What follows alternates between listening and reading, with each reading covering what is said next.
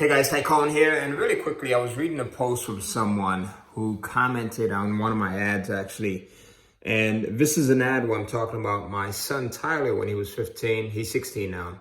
So I say when he was 15, how he had gotten his Kindle publishing business up to $3,000 a month.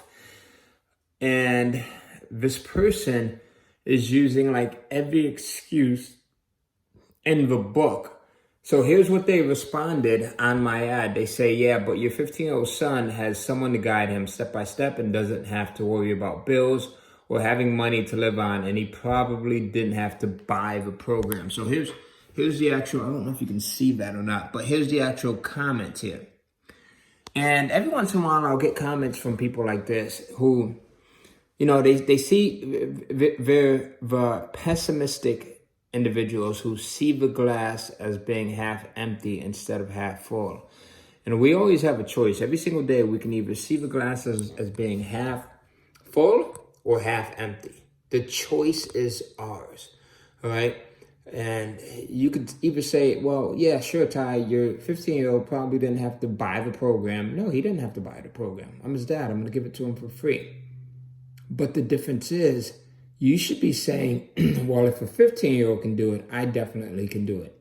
And if all of the other people that are in this program are doing it, I definitely can do it, right?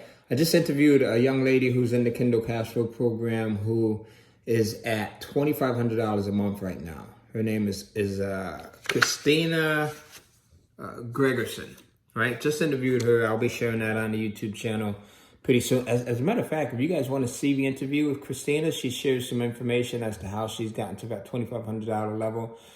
Comment below, right? I want to see the interview or just anything like that, and I'll share it. I need to get enough people saying that because I want you to be hungry enough to do this stuff. The thing is, you know, as I responded to this person that posted on my ad, you can't make the excuses. Like, my response to her was great points. But when I got started, I didn't have all of those things. In fact, I didn't have someone like me to walk you step by step. I didn't have the 13,000 plus Kindle Cash Flow community members. And I was working a full-time job, 50 hours a week. So my point is, we can look for reasons as to why someone else can do it and why we can't, or we can just do what I and many others who are succeeding with this program are doing. And that is to just put in the work and do it. Minus the excuses and the reasons why we can't and why someone else can. In fact, when I first got started, not only did I not have anyone to guide me, but I had very poor health. I would spend days and even weeks being sick or in hospital, which impacted both my time at work and income.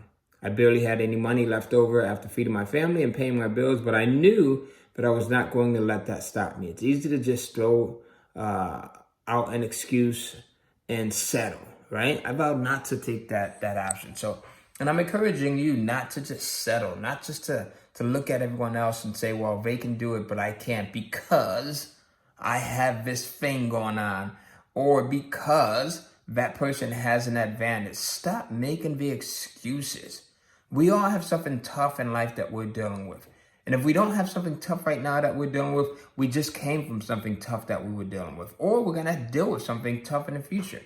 I just came from a funeral of a good friend of mine who lost his wife, and she was only 50 years old, right? So unless we've experienced, unless we're no longer here, then that's the only reason that we have to not push ourselves to do better and to reach more of our potential. Stop making the excuses.